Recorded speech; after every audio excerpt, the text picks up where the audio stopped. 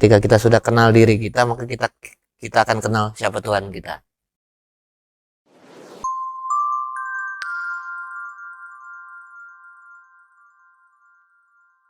Assalamualaikum warahmatullahi wabarakatuh. Salam. Kembali lagi bersama kita di sharing positif. Cerita bukan cerita kita ya. Gue biasa cerita kita bang. Tapi kata menarik. Di sharing positif ini sekarang ada rotasi perputaran apa nih namanya ya? Pertukaran pemain kayaknya ya. Ada saya Bang Hamzat tetap sama Bang Riko dan yang baru siapa Bang? Perkenalan dulu perkenalan dulu dong. Boleh. Saya Deki. Oh, Bang Deki. Ini Bang Deki ini gantinya Ari. Selamanya. Selamanya. Selamanya. Ngapain jadi nyanyi? Kali ini kita mau bahas tentang mengenal diri. Ada bahasanya tuh kalimat mengenal diri. Ketika dicari-cari ternyata banyak juga dari dua kata mengenal diri. Nah dari dua kata itu backgroundnya tuh banyak banget gitu. Mungkin kita bisa sharing gimana sih mengenal diri itu. Bagaimana mungkin caranya tuh apapun hal yang tentang mengenal diri itu. Tapi kayaknya ribet ya, kita mulai dari definisi dulu deh. Bang Deki, apa itu? Menurut Bang Deki apa Bang mengenal diri itu?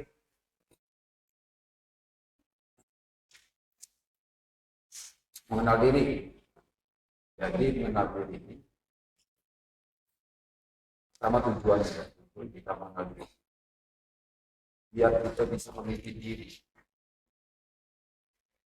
Jadi kalau kita sudah bisa memiliki diri, maka apapun perilaku kita, perbuatan kita, pikir kita, jadi hal-hal yang lebih berguna dan lebih bermanfaat. Itu mencapai tujuan supaya kita bisa memiliki diri. Kita mengenali apa-apa aja sih kepada diri, sifatnya, karakternya, watak, kan, terus lagi komponen-komponen yang ada pada diri kita. Jika kita sudah mengenali, baru mencari solusi. Bagaimana sih caranya? Agar apa? Agar sesuatu yang ada pada diri itu biar bisa kita bimbing, kita bina. Kita menjadi pemimpinnya. Sehingga setiap perbuatan perilaku kita sesuai daripada apa yang diinginkan di dalam diri kita. Dalam diri yang mana? Di dalam diri yang suci itu tadi. Diri yang suci itu adalah diri yang selalu mendapat petunjuk, ajaran, tuntunan daripada Tuhan yang Maha. Jadi terbina, terbimbinglah cara kita. Kalau orang sudah berani mengenal pada diri. Jadi benar-benar penting itu yang oh Bang Riko, menurut Bang Riko Apanya? mengenal diri itu apa? Mungkin definisinya. Nanti kan Bang Riki nih tujuannya nih kita harus tahu tujuannya dulu karena mengenal diri itu untuk kita memimpin diri sendiri. Nah kalau Bang Riko, Ya mungkin nanti diterusin sama Bang Deki lagi. Karena kalimatnya yang gua mungkin bisa jadi bahan juga. Banyak kalimat yang bilang ketika kita sudah kenal diri kita, maka kita akan kenal siapa Tuhan kita. Ya. Itu juga pemahaman ke arah sana sih mungkin gue belum sampai banget. Makanya itu mungkin jadi sebuah pertanyaan bahwa kalimat kalau kita mengenal diri kita akan kenal Tuhan kita. Mengenal diri yang seperti apa? Nah, mengenal diri yang seperti apa ya mungkin gimana Pak? Bagaimana apakah kita harus kenal diri kita sendiri dulu? Apakah kita kenal Bang Deki dulu nih? Apa gimana tuh? Apakah kita kenal Tuhan kita dulu? Iya, sekarang gini nih, makanya dibilang kenal diri itu bukan Ah, kenal sahih. Sahih orang kenal. Contoh, Fahmi kenal sama apa? Kenal nggak sama apa? Nah, Kenal. Nah, Fahmi bilang kenal sama apa? Ada perangkatnya di dalam diri Fahmi, sehingga Fahmi bisa mengatakan kenal sama apa. Kalau perangkat itu jasad, dari mata melihat, ya kan? Kalau untuk perangkat untuk mendengar ucapan-ucapan apa, dari kata-kata apa, telinga, itu perangkat pada jasad. Setelah itu ada lagi perangkat pada pikiran, ya kan? Dari pikiran menilai, menimbang segala macam. Ada lagi nanti perangkat pada hati, kolbunya. Nah, coba bayangkan, pernah nggak Fahmi bilang saya kenal sama Bang Diki, ya kan? Tapi tidak pakai mata, tidak pakai telinga, tidak pakai pikiran, tidak pakai hati. Mustahil. Mustahil. mustahil. Nah, berarti perangkat ini ketika kita mau mengenal seseorang itu perangkatnya ada dalam diri. Pernah nggak kita mengkaji, mengenal perangkat-perangkat dalam diri, mengolah dia, mengenali dia, memahami sifatnya, karakternya. Nah, gitu juga kita mau mengenal Tuhan. Mengenal Tuhan itu perangkatnya ada di dalam diri yang sudah disediain. Nah, itu yang harus kita kenal. Bagaimana arahnya mata, pikiran pada jasad, pendengaran, gerakan, atau mata pada jasad. Bagaimana mengelola pikiran kita. Karena yang mau kita kenali masuk. Orang yang sudah menuju kesucian yang bisa kenal Tuhan. Bagaimana hati kita, kolbu kita, membentukan pembinaannya. Dan ketika sudah masuk kepada nilai kesucian, karena kesucian itu tidak akan tersentuh tanpa kita mau berjuang, berusaha, berupaya untuk menyingkirkan daripada keegoan, kepada nafsu. Kan gitu. Nafsu itu dari mana? Pintu-pintu nafsu itu seperti apa yang di dalam diri? Sehingga nafsu itu nggak bisa dia menjadi pemimpin terhadap diri kita, dia terkunci. Atau kata lain nafsu itu menjadi tunduk gitu. Dia bisa berbuat, melakukan sesuatu yang dari awal dasarnya dia hanya kepada nilai-nilai negatif menjadi nilai-nilai positif pada diri manusia. ya karena kan kita tidak terlepas dari ini ya. Tadi positif dan negatif gitu. Kenal diri sendiri, menanyakan kepada diri sendiri atau ke orang lain. Orang lain itu ada bahasanya orang lain itu cermin. Jadi ketika orang memberitahukan sesuatu, cermin. Cermin yang mana? Yang merupakan pelengkap piranti pada tubuh. Melalui pintu masuknya kepada telinga. Jadi mereka masuk menceritakan yang masuk. Jadi hanya sekedar pelengkap aja. Masalah mau berubah atau tidak, balik kepada diri. Sejauh apa pengguna diri. Bahkan manusia, kalau dirinya dia nggak kenal, yang memberikan yang memberitahu kelemahan atau titik kesalahan orang lain, bukan sekadar ucapan, bahkan hukuman sekali, dia tidak akan pernah berubah. Berapa banyak orang manusia yang telah mendapat hukuman, mendapat teguran, mendapat azab oleh Allah, tapi tidak pernah melakukan perubahan. Masuknya itu dari luar aja, maksudnya inputnya itu hanya dari luar. Sementara yang dari dalamnya tidak pernah terolah, tidak pernah menyediakan suatu wadah. Itu kalau misalkan tadi berbicara tentang perangkat tadi, kan kita untuk mengenal sesuatu itu artinya kita punya perangkat yang ada dalam diri kita. Terus berhubungan dengan mengenal diri sendiri dulu sehingga kita bisa kenal sama Tuhan kita. Cuma poin dari yang ingin kita kenal dari dalam diri kita tadi, poinnya yang seperti apa, sehingga mengantarkan kita jadi kenal sama Tuhan kita.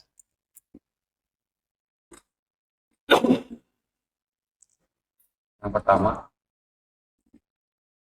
tahu dulu nih visi misi kita diciptakan ke dunia ini apa, Nah, tujuannya lah. tujuannya. Itu yang pertama. Yang kedua,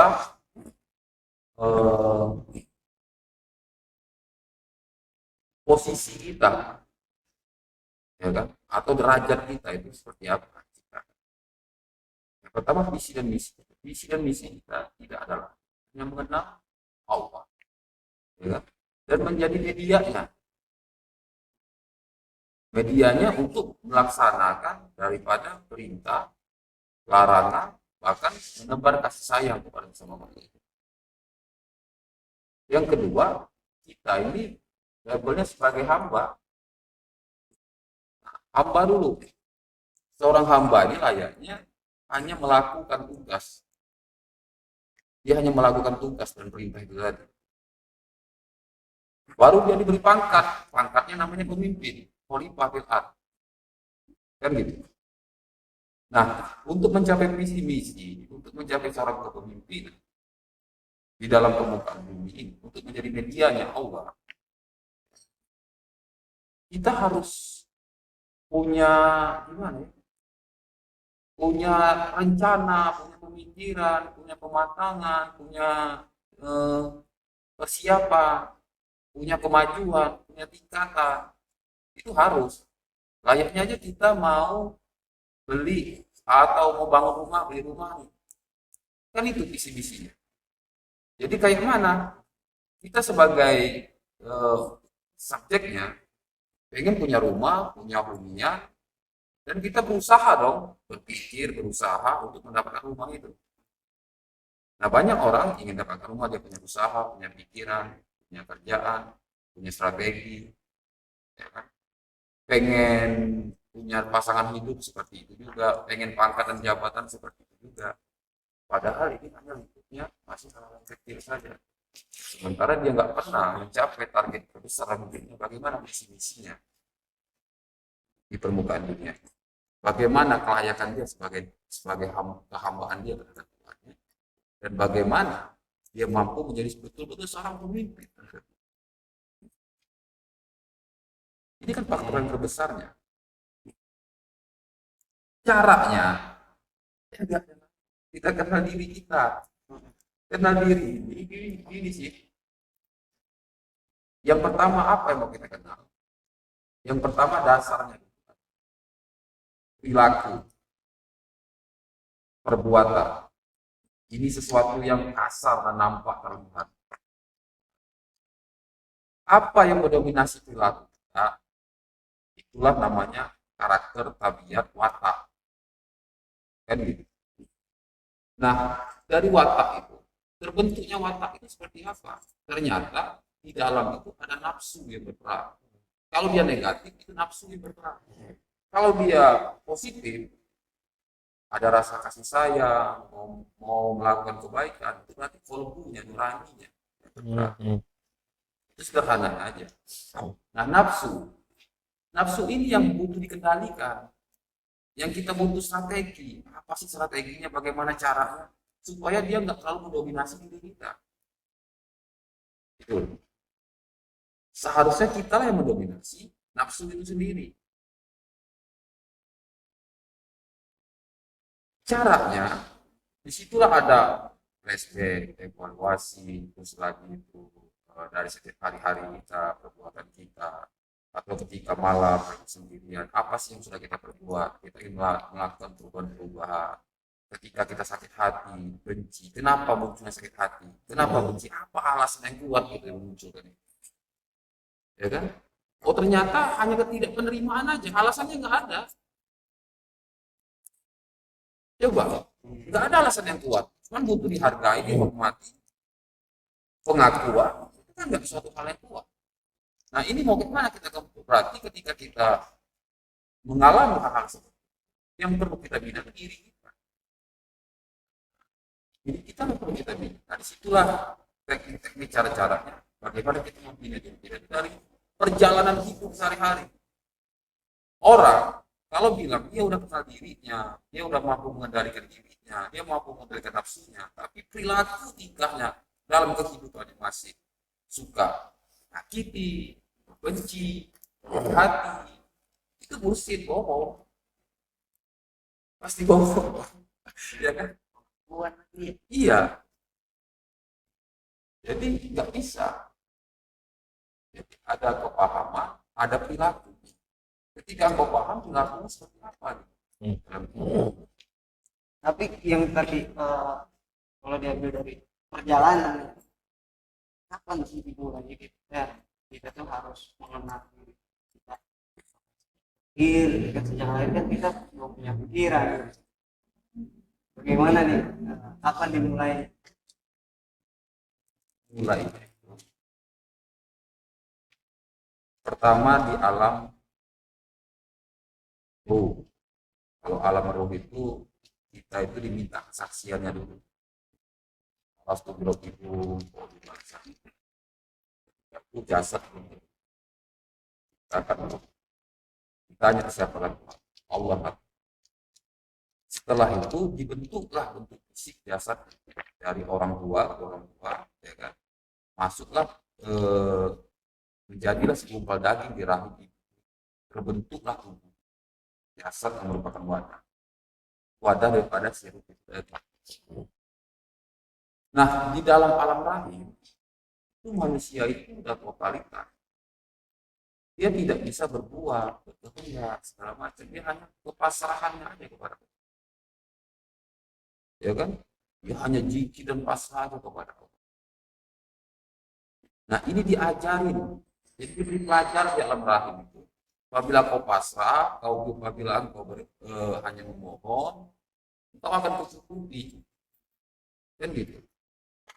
Gak pernah kekurangan bayi dalam rahim itu. Dia maka dari pusar ibunya, daripada gizi segala macam itu. Dan dia gak perlu berbuat segala macam. Karena memang gak bisa berbuat apa-apa.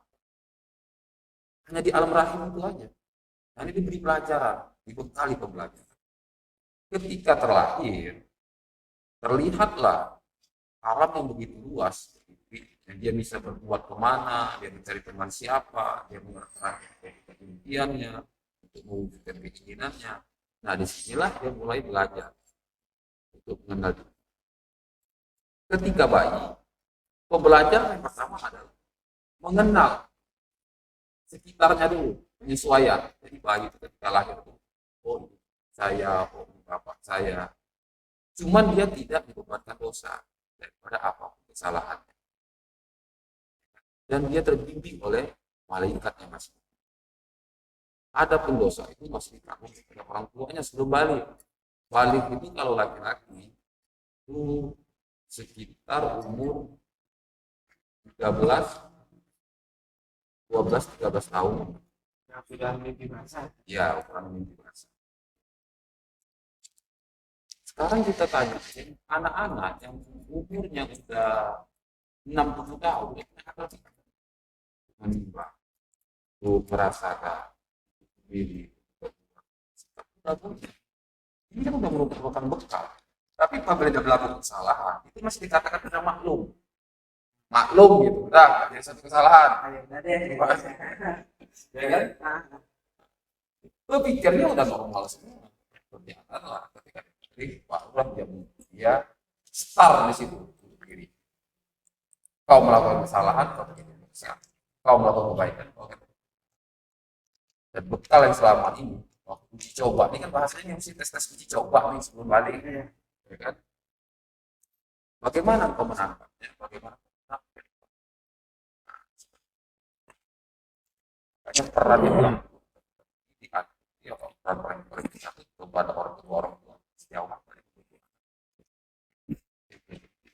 Jadi kalau untuk mengenal diri itu banyak ukuran normalnya, setiap orang tuh paham benar salah.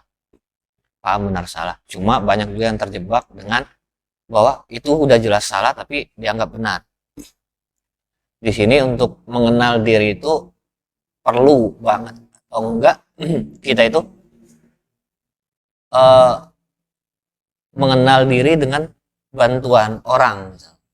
Karena kan kebanyakan misalkan dia bicara tentang mengenal diri, sementara kelakuan yang tadi udah nyata-nyata nggak bagus, nggak benar, tapi tetap aja dilakukan, ya kan? Artinya untuk secara sadar sendiri untuk mengenal diri tadi jauh. Makanya perlu nggak peranan orang lain untuk membantu kah, untuk mentoring kah, atau seperti apa yang sehingga jadi punya kesadaran untuk mengenal tadi. Karena kan krisis juga kalau masalah kesadarannya.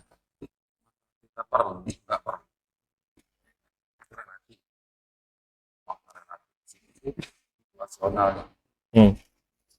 Jadi tergantung takdir ketikanya, ketika hidupnya itu seperti apa, gitu. Maknanya seperti ini. Kalau dia dalam kesendirian, sibuk dalam katapatura atau dalam kesunyian, dia nggak terlalu terlibat dengan banyak orang. Ya nggak masalah. Dan tingkat kepahaman dia itu levelnya itu udah daripada amal perbuatannya itu udah luar biasa. Kalau dalam istilah itu makom, ya nggak masalah. Bahkan di dalam kesendirian dia banyak mendapatkan ilmu-ilmu yang baru. Tapi ketika takdir ketentuan, dia masih dalam lingkup ruang kerjanya. Lingkup dalam keseharian itu berkumpul kepada teman-teman, sosialisasi gitu. Nah ini penting. Kenapa penting? Sifatnya manusia itu merangkul. Makanya kalau dalam jamaiyat, Nabi katakan domba itu serigala hanya akan memakan domba yang tersesat dari kawan-kawannya. Tapi itu masukkan yang ketok palu untuk memutuskan diri kita. Itu sederhananya. Karena banyak orang sifatnya merasa, sementara rasa itu nggak bisa. Dan kita tidak pernah bisa mampu menilai perasaan orang lain. Ada parameternya. Parameter kita nggak bisa menilai perasaan orang lain. Contoh ini aja. Ketika orang memahami manis, rasa manis, maka dikatakan manis itu seperti apa sih? Kan gitu. Maka salah satu kata manis itu adalah madu. Karena ketika dia merasakan suatu manis, mencicip suatu madu, dia katakan wah ini manis. Selain daripada madu itu, kayak jeruk, kayak mangga nggak semua mangga manis, ada yang pahit. Itu semua jeruk yang manis, ada yang asam. Tapi madu dia bilang, ya madu jelas manis. Padahal jam terbangnya belum terlalu tinggi, dia nggak tahu bahwa madu juga ada yang pahit. Kan gitu. Nah, dia mengatakan di situ madu. Dan satu lagi ngatain dia makan tembung. Kalau madu mah dia udah coba, manisnya madu memang ada yang manis, pahitnya madu ada yang pahit. Dia katakan manis yang pahit. Ada teman. Tapi tembung tidak pernah saya mencoba makan tembung itu yang tidak manis. Nggak pernah ada pahit atau apa. Minimal itu hambar lah. Agak manis tapi kayak begitu manis. Arti pertama. Yang lain lagi berkata, karena ini ada peningkatan, yang lain lagi berkata salah. Manis tebu itu tergantung. Ketika tebu itu mulai terintimidasi oleh sebuah alam, maka dia tidak akan kata pikiran manis. Wah, hambar atau rasanya beragam jelas karena terintimidasi oleh alam, karena sifatnya itu adalah tumbuhan dan natural. Yang manis itu adalah gula. Kalau gula ini hasil dari tebu, tapi dari fermentasi, dari pisah gitu, dari dasar sumber. Kan kelihatannya benar ya manis itu adalah gula. Ya pula dong manis, nggak ada lagi. Nggak ada orang yang ceritakan gula itu pahit. Nggak ada orang yang ceritakan gula itu asam. Nggak ada orang yang ceritakan gula itu kecut atau seperti apa. Nggak. Gula. Yang manis itu adalah gula. Nah sekarang kita bertanya, yang manis itu apa?